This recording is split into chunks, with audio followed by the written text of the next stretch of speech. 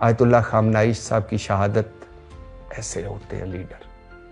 Ayatollah खामनाई साहब ये होते हैं लीडर। ज़रा उनकी वसीयत पढ़िए आयतुल्लाह खामनाई साहब की, ज़रा उनकी ज़िंदगी को चंद मिनट निकाल कर देखिए। आयतुल्लाह खामनाई साहब की ज़िंदगी को, अपना घर कोई नहीं था, कोई बैंक बैलेंस नहीं था, कोई जायदाद नहीं थी। 40 साल तकरीबन स्याह सफ़ेद के मालिक रहे ईरान के, तेल वाले ईरान के, गैस वाले ईरान के। कोई बैंक अकाउंट मुल्क से बाहर नहीं था। सादा जिंदगी, छोटा सा घर। जरा उनके चेहरा तो देखिए आयतुल्लाह खामनाई साहब की किसी वीडियो में, लगता नहीं अल्लाह का बंदा है। अमाल तो देखिए, लोगों से उनका मिलना तो देखिए, उनकी गुफ्तगू तो सुनिए।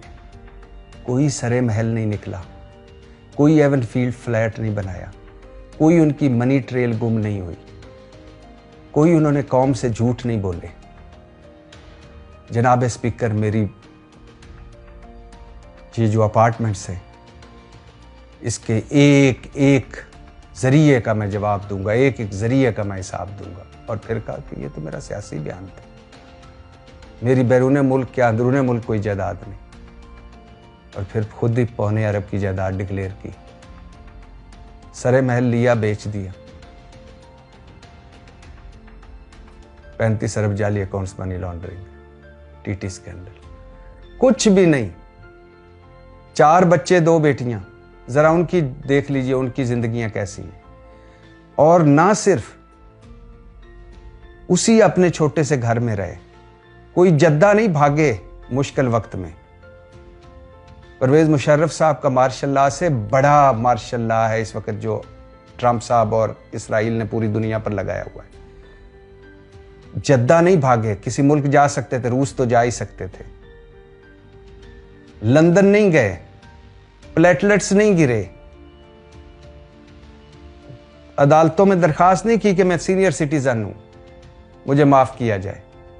ट्रंप साहब के सामने सरेंडर नहीं किया, सलूट नहीं मारे कि आपको नोबल अमन का इनाम देना है हमने। हर मौके पर डटे रहे।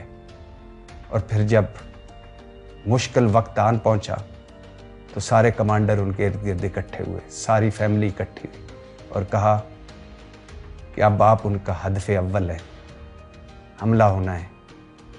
हम चाहते हैं कि आपको किसी महफूज जगह पर, नामालूम जगह पर मुंतकिल किया जाए। हम चाहते हैं कि आपको किसी महफूज बंकर में ले जाया जाए। तो पता है जवाब क्या था आयतुल्लाह खामनाई साहब? पहले मेरी कौम को महफूज जगह पर ले जाओ, पहले मेरी कौम को महफूज बनाओ, पहले उनको बंकरों में पहुंचाओ। जब वो महफूज हो जाएगी तो फिर मैं भी चला जाऊंगा। नहीं छोड़ा कौम को, और सबसे पहले दिन खुद शहादत दी। ये होते हैं लीडर। और फिर 76-78 साल आयतुल्लाह खामनाई साहब, जिनकी इज्जत करने के लिए बंदे को शिया, सुन्नी, वहाबी, देवबंदी, बरेलवी होना जरूरी नहीं है, सिर्फ इंसान होना जरूरी है।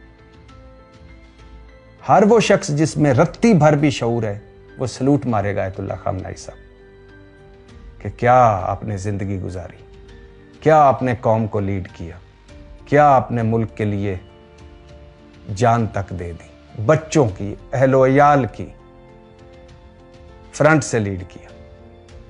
ये होते हैं लीडर। उन पर आप 100 लगा सकते हैं चीजें कि ये उनकी पॉलिसी गलत थी, ये उनकी पॉलिसी गलत थी, यहाँ शिया सुन्नी वाला मामला, यहाँ ईरान को ये नहीं करना चाहिए था, इस तरफ नहीं जाना चाहिए था, इस के पीछे नहीं खड़ा होना चाहिए था, ये ईरान के अंदर होना चाहिए था, ये बाहर होना चाहिए था। इंसान थे वो। लेकिन कोई ये नहीं कह सकता कि उनकी नीयत ठीक नहीं थी।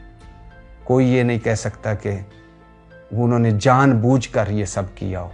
कोई ये नहीं कह सकता कि वो इस्लाम के ऐन असूलों पर कारबंद नहीं थे, या वतन के लिए उनके दिल में ज़रा भी खोट आया हो, या अपने मफाद को वतन के मफाद पर तरजीह दी हो।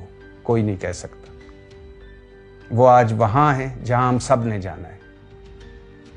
लेकिन क्या ये बाकी 56-57 मुल्क जिनका एक अकेला भाई ईरान है, ये जो बहनें हैं, बराए नाम मुसलमान मुल्क, इनका कोई बड़ा आयतुल्लाह खामनाई साहब जैसे सर उठाकर पहुंचेगा वहां?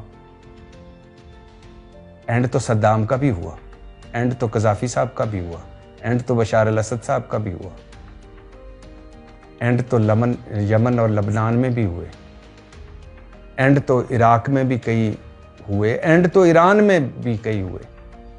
कई हुक्मरान गए, हमारे यहां भी कई गए, लेकिन कोई इस शान से गया नहीं। क्या उनके पास ऑप्शन नहीं थे जान बचाने के? थे, हर मौके पे थे। सरेंडर ही था ना, कह देते मुल्क को कौम की बेहतरी के लिए मैंने सरेंडर किया।